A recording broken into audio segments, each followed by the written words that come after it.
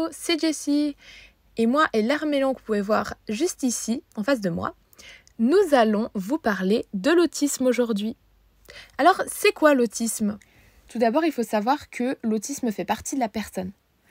Un autiste, il va être autiste de sa naissance jusqu'à sa mort, donc durant toute sa vie. Voilà, il va jamais cesser d'être autiste, ça fait vraiment partie de lui. Voilà.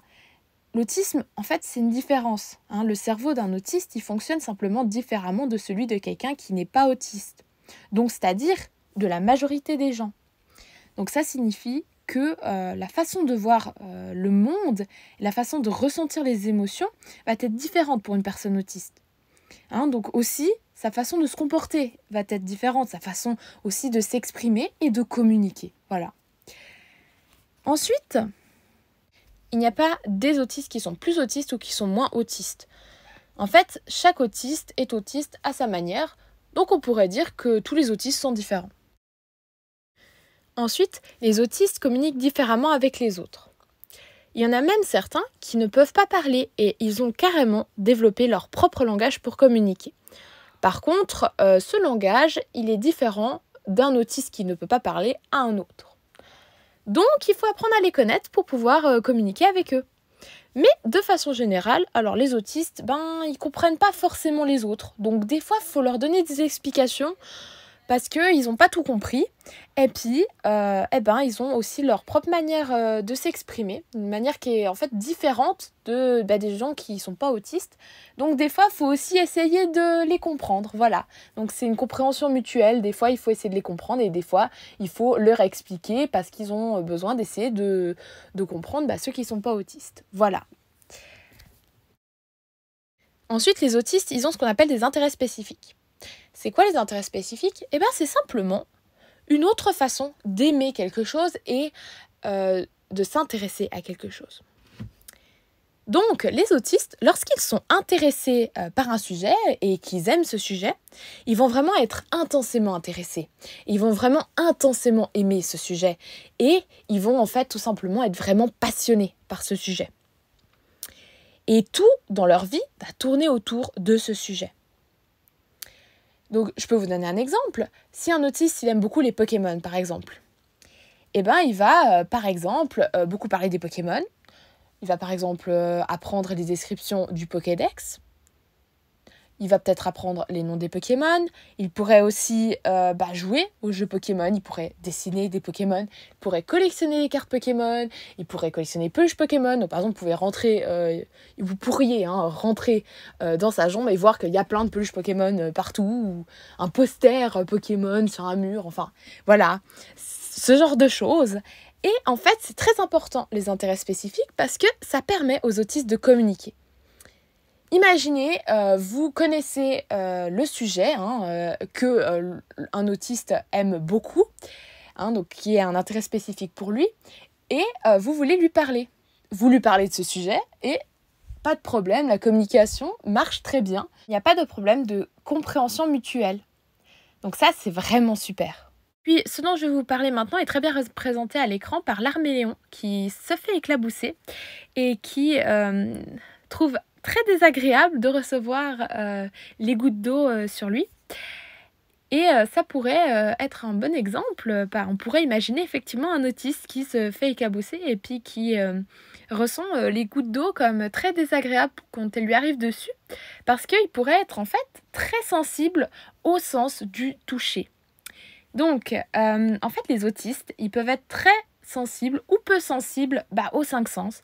Donc, c'est-à-dire, effectivement, le toucher, aussi le goût, l'odorat, l'ouïe et la vue. Les autistes sont aussi très sensibles émotionnellement. Leurs émotions sont vraiment plus intenses que chez les personnes qui ne sont pas autistes. Donc, par exemple, si vous regardez un film avec une personne autiste, elle pourrait se mettre à pleurer parce que, elle est très sensible émotionnellement. Ensuite, les autistes stiment. Qu'est-ce que ça veut dire stimer? Stimer, ça veut simplement dire éveiller les sens. Donc, un autiste, s'il stime, il pourrait stimer en faisant des gestes ou alors des sons, mais aussi avec des objets. Par exemple, si un autiste aimerait éveiller son sens de l'ouïe, il pourrait par exemple prendre un coquillage dans sa main et puis le mettre contre son oreille. Et là, il pourrait entendre le son de l'océan. Et là, du coup, ça pourrait éveiller tout simplement son sens de l'ouïe. Voilà, ça peut être un stim qu'on dit auditif. Le stim est très important parce que ça rassure les personnes autistes et aussi ça leur permet de s'exprimer et donc de communiquer, surtout pour les personnes autistes qui ne peuvent pas parler. Puis il faut savoir que les autistes ont leurs petites habitudes qu'ils ont besoin de respecter. Ce sont des choses qu'ils font toujours de la même manière et qui ne changent pas. Et ils en ont besoin parce qu'ils sont angoissés face au changement. Ils ont de la peine à gérer le changement. Donc si quelque chose ne se passe pas comme prévu, ça va les angoisser. Maintenant, je vais vous parler des crises autistiques. Alors c'est important que je vous en parle parce que de façon générale, les gens qui ne sont pas autistes, ils savent pas ce que c'est, ils comprennent pas ce que c'est et ils ont une réaction négative. Et ça c'est un problème parce que c'est très dur à vivre pour les autistes. Alors, qu'est-ce que sont ces crises autistiques ? Eh bien, lorsqu'elles sont bruyantes, c'est un moment où l'autiste, il va avoir trop d'émotions fortes qu'il a accumulées en lui et il va avoir besoin de les faire sortir. Donc, ça va se manifester par des cris et des pleurs. Donc, les personnes qui ne sont pas autistes, elles vont souvent avoir une réaction négative parce que, évidemment, ça peut paraître un peu violent parce que c'est des cris quand même, voilà, des pleurs. Donc les gens qui ne sont pas autistes, ils vont avoir plutôt en général une réaction où ils vont soit être dégoûtés, soit avoir peur, soit vraiment être dans l'incompréhension, mais en tout cas ils auront un peu envie de partir, ou ils vont partir. Et le problème, c'est que ce que ressent la personne autiste à ce moment-là, c'est de la tristesse, de la peur, de l'angoisse, de l'inquiétude, de la souffrance, de la solitude,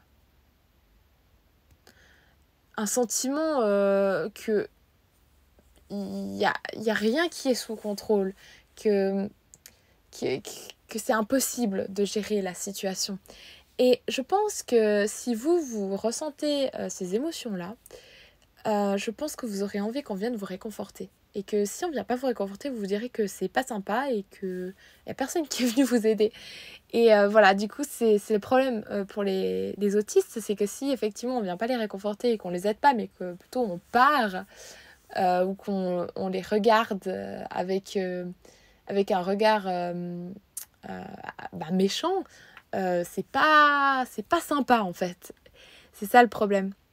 Donc c'est pour ça que je voulais vous en parler pour que, voilà, si vous voyez une personne autiste qui fait une crise autistique, vous n'ayez pas une réaction de peur ou une réaction pas sympa, vous voyez, mais que vous ayez plutôt envie de l'aider, de la réconforter. Voilà. Cette vidéo est terminée. J'espère que vous avez pu mieux comprendre ce qu'est l'autisme. Et puis, j'aimerais juste vous demander d'accepter les autistes comme ils sont, de les comprendre. Parce que, voilà, la différence, c'est une richesse. Et c'est vraiment super si on prend le temps de la découvrir. Ah, et puis l'Hermélion souhaiterait vous dire au revoir. Et puis, merci d'avoir regardé cette vidéo. Il m'a fait savoir qu'il était très content d'avoir pu participer à cette vidéo et d'avoir pu vous accompagner tout au long de ses explications.